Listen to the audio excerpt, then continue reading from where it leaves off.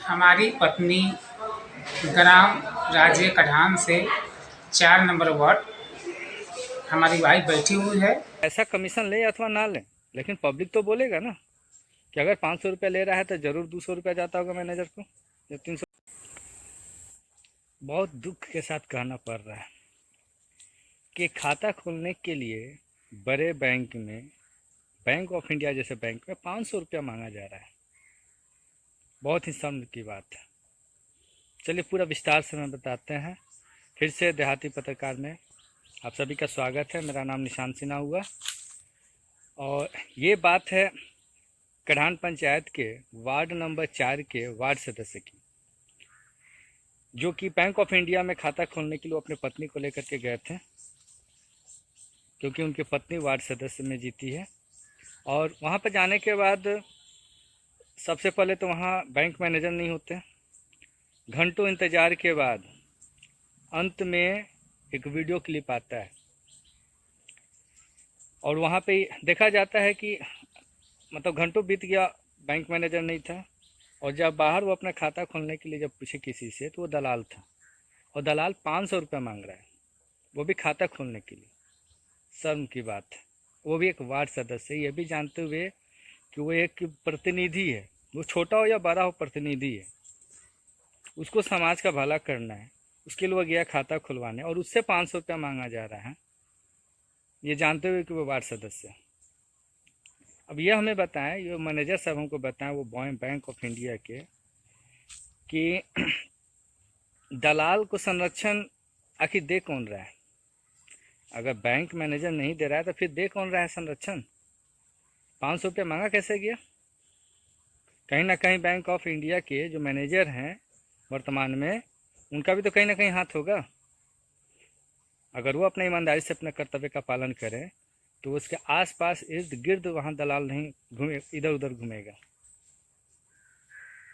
तो वो पैसा कमीशन ले अथवा ना ले, लेकिन पब्लिक तो बोलेगा ना कि अगर 500 रुपया ले रहा है तो ज़रूर 200 रुपया जाता होगा मैनेजर को या 300 रुपया जाता होगा।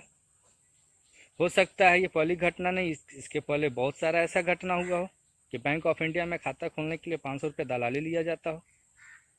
भले ही बैंक मैनेजर डायरेक्ट नहीं लेते हों, उनके जो गुर्गे, उनके जो ये दलाल हैं वो लेते हों और साइड से इनको पहुंचाया जाता हो।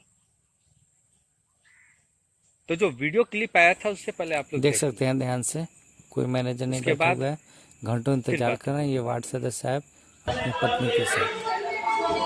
बताइए अब क्या हाल होगा इस बैंक ऑफ इंडिया का।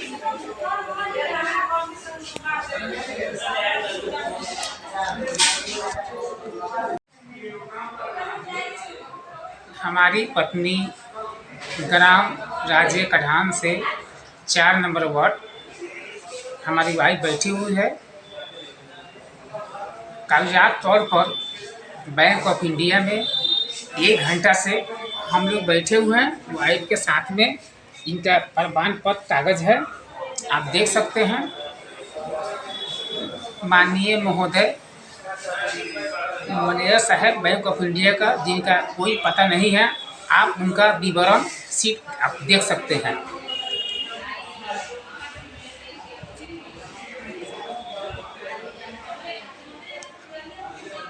आप लोग को देखकर क्या लगा?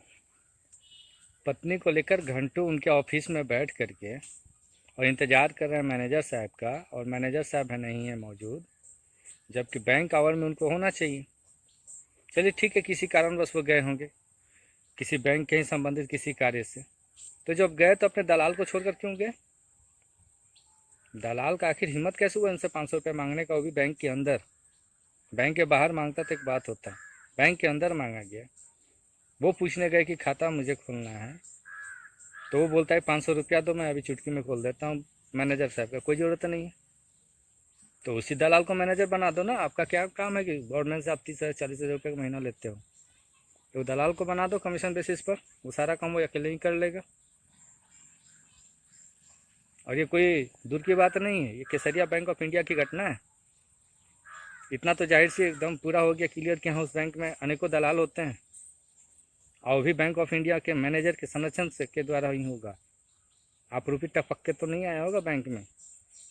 नहीं तो उसकी मजाल नहीं होती, हिम्मत नहीं होती। सामने स्थानीय थाना है, उसके बावजूद भी इस बैंक में दलाल घूम रहे हैं। यहाँ तक मुझे पता चला कि केसीसी कराने के लिए मोटा रकम लिया जाता है। जहाँ 1,60,000 का केसीसी होता है, वहाँ सीधे पार्टी से 30,000-40,000 रुपया ले लिया जाता है। जिस दिन मुझे प्रूफ मिल जाएगा ना, मैं आपको दिखाऊंगा, खोल कर दिखाऊंगा, एक एक करके दिखाऊंगा, और पूरे सबूत के साथ, ऐसे नहीं दिखाऊंगा। इसलिए जहाँ तक मुझे आशंका क्या मुझे सुनने को मिला है, ना वैसे भी मैं जानता भी हूँ, देहाती पत्रकार हूँ और देहात का रहने वाला हूँ, और देहाती भाषा मैं सब जानता हूँ। भोजपुरी में नहीं बात करना इसका मतलब ये नहीं कि भोजपुरिया भाषा नहीं मालूम है, सब पता है। तो बैंक मैनेजर से तो कभी मेरी मुलाकात होगी तो उस दिन तक खैर कोई बात ही नहीं। तो उनको मैं एक निर्देश देना चाहता हूँ, अगर मेरा वीडियो अगर उनके पास पहुँच जाए, कि सबसे पहले तो आप दलाल को बैंक से निकालें। अगर आप ईमानदार हैं तो उसके खिलाफ एक्शन लें जो पैसा मांगा है। अगर व्यक्ति अगर नाम बता देता है वार्ड सदस्य तो उसके खिलाफ एक्शन ले आप, तब मैं मानूंगा कि हाँ आप ईमानदार हैं। आप मेरे ऊपर एक्शन ना लेकर के उसके ऊपर एक्शन लीजिए, उसके बाद हम समझेंगे कि हाँ